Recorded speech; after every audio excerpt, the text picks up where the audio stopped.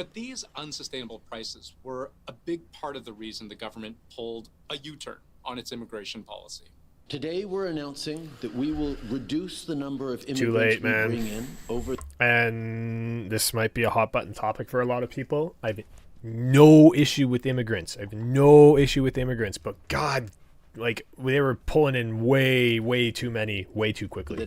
We weren't able to handle it. The housing wasn't able to handle it. You saw the stats right there. 9 people for every studio apartment in Toronto. That's crazy. Which will result in a pause in the population growth. That backpedal on Canada's immigration policy is a big factor contributing to weakening rental demand, given newcomers do represent a large share of the renter base. The average newcomer has historically rented for the first 5 to 10 years living in Canada. That's totally true.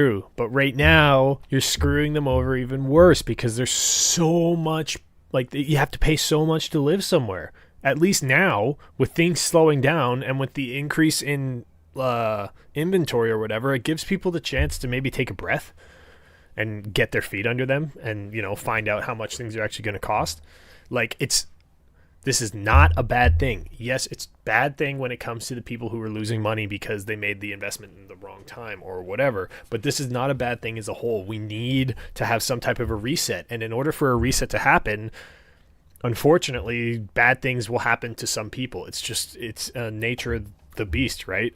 It's really unfortunate. And it's the same way that I feel. Like, if the housing market were to correct and the house that I'm in right now goes down to a price that I think before the pandemic or whatever it should be worth, I'm out a lot of money, right? But that doesn't necessarily hurt me very much because I'm in a situation where you're able to kind of move laterally through this type of turmoil, right?